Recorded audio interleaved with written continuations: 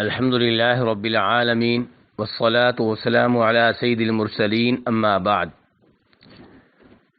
شب برات کا پاک و ہند میں کافی اہتمام کیا جاتا ہے اور لوگ یہ سمجھتے ہیں کہ شب برات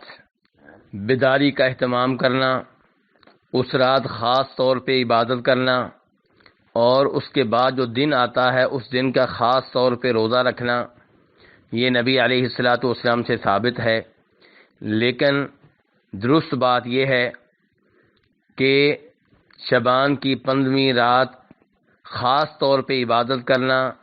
اور شعبان کے 15ویں دن خاص طور پہ روزہ رکھنا، یہ چیزیں نبی صلی اللہ علیہ وسلم سے ثابت نہیں ہیں۔ لیکن اس معاملے میں کچھ بھائیوں کو اشکال رہتا ہے۔ وہ کہتے ہیں کہ جب آپ یہ کہتے ہیں کہ شعبان کی 15ویں رات خصوصی طور پہ عبادت نہ کی جائے، شعبان کے 15ویں دن اس وجہ سے عبادت نہ کی جائے کہ آج شعبان کا 15واں دن ہے، تو یہ عبادت سے روکنے والی بات ہے۔ تو گزارش یہ ہے کہ اگر کوئی آدمی شعبان کے 15ویں دن پہلے سے روزہ رکھتا ہے تو اس دن بھی رکھے، اس میں کوئی حرج نہیں ہے۔ مثال کے طور پہ شعبان کا 15واں دن سوموار کا دن ہے اور کوئی آدمی ہر سوموار کو نبی علیہ الصلاۃ والسلام کی احادیث پہ عمل کرتے ہوئے روزہ رکھتا ہے، تو وہ شعبان کے 15ویں دن سوموار کی وجہ سے روزہ رکھے تو یہ اچھی بات ہے۔ ایسے ہی اگر کوئی آدمی ہر اسلامی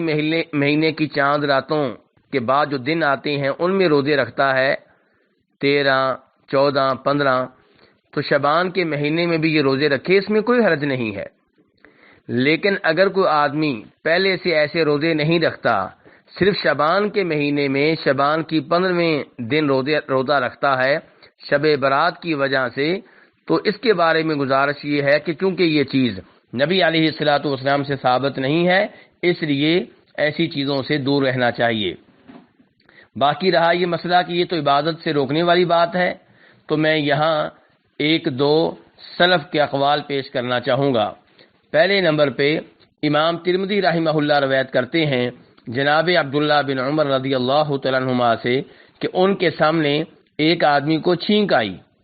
جسے چھینک آئی اس نے الحمدللہ کہا اور اس کے بعد کہا والسلام علی رسول اللہ، کہ میں اللہ کی حمد و ثنا بیان کرتا ہوں اور نبی صلی اللہ علیہ وسلم پہ سلام پڑھتا ہوں۔ تو جناب عبداللہ بن عمر رضی اللہ عنہما نے اس سے کہا کہ چھینک آنے پہ الحمدللہ کہنے کے بعد نبی علیہ الصلاۃ والسلام پہ سلام پڑھنے کا طریقہ ہمیں بھی آتا ہے، لیکن یہ چیز نبی علیہ الصلاۃ والسلام نے ہمیں نہیں سکھائی۔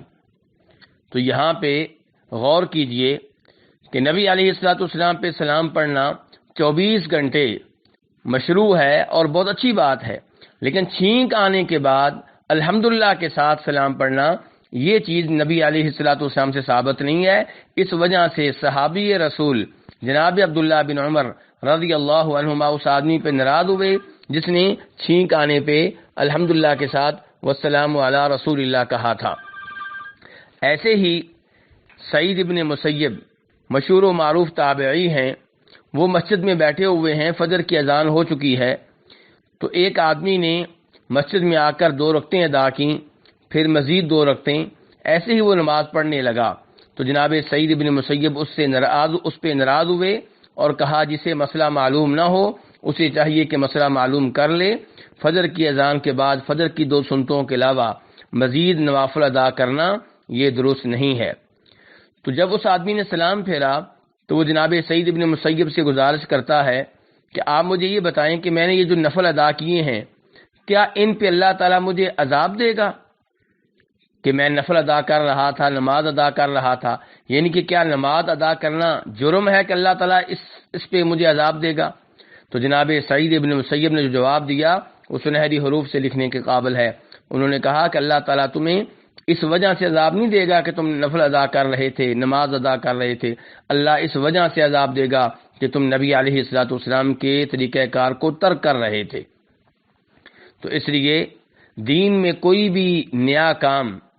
عبادت سمجھ کے کرنا یہ درست نہیں ہے، ان معاملات میں اجتناب کرنا چاہیے۔ ایسے ہی تیجا، 7واں، 40واں، برسی، عرس، یہ تمام وہ امور ہیں جو پیارے حبیب علیہ الصلوۃ والسلام سے ثابت نہیں ہیں، تو ان سے دور رہنا چاہیے۔ واللہ تعالی اعلم۔